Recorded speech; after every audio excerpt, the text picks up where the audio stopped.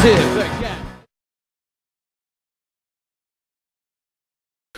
everyone, Phoneybeetlemaniacxs here, and once again, this is going to be a video to Forbidden Fruit. Now, for those who don't know who he is, he's this, he claims to be this militant anti-theist. Again, the reason I say claim is because I don't really know the guy. Personally, I've never really had a conversation with him.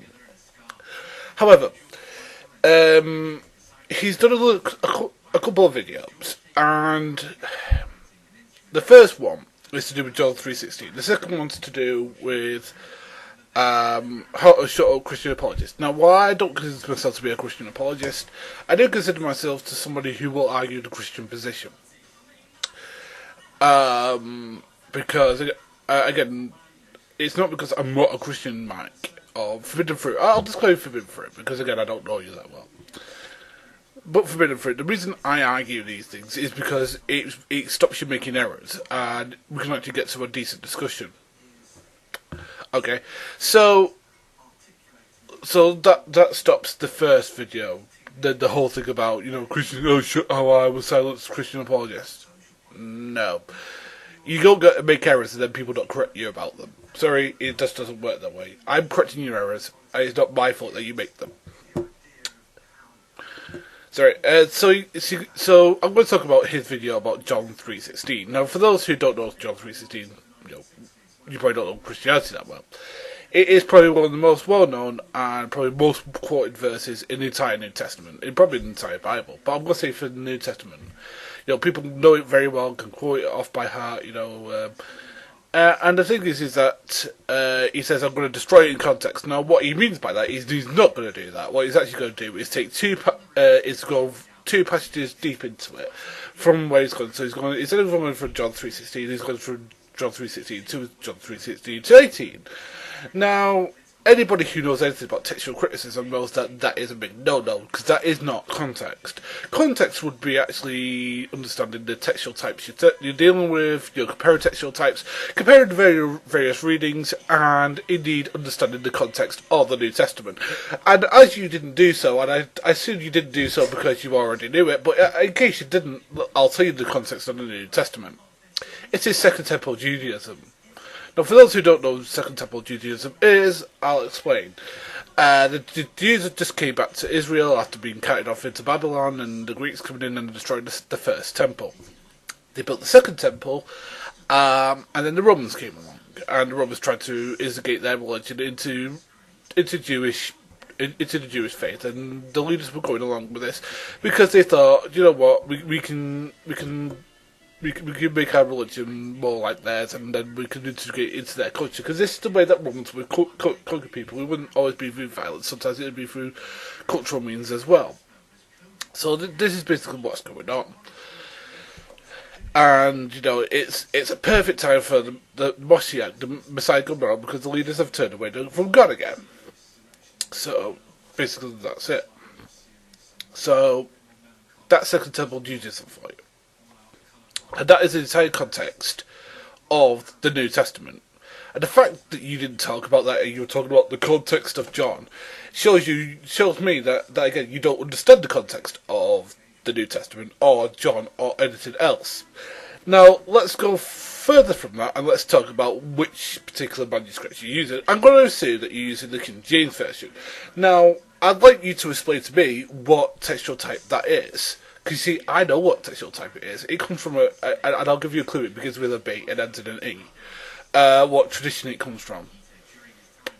Yeah, because there are numerous transcripts and readings, and again, sometimes the readings don't always match up, and but there's a reason where a particular part of reading, it has more reasons to exist than other particular reasons, and, but again, we don't get that from him. Instead, what we get is, the Bible's evil because he talks about tyrannical God. Now, he takes a chapter which is about John chapter 3, which is about the Pharisees turning people away from God and directing people against Jesus and the people turning against him in general. He takes a passage about that and tells it to everybody in the world ever. Now, this is a thing that, again, does not exist in Christian worldview. You get the idea of hell, because he talks about hell.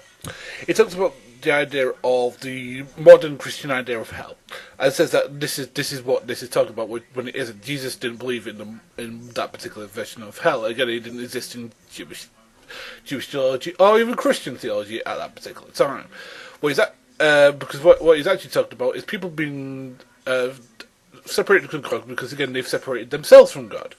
Now, again, anybody else who actually read the passage and read John chapter 3 would understand this because, again, it is very clear from the context. But again, Mike doesn't seem to want to do this. No, because that would be too hard work. Instead, what he chooses to do is basically to take two sentences and say, "Oh, God's a tyrant." No, that isn't what's going on here. And I mean, there are passages you can take from to argue that, but this isn't one of them. So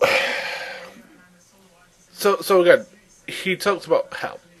So again, the doctrine of hell doesn't really exist at this point. But again, we'll forgive Mike for that, because he's all used to the Western Christian idea of Christianity and not really the Middle Eastern version. So we'll grant him that for the time being, because again, otherwise we get into quite silly territory here.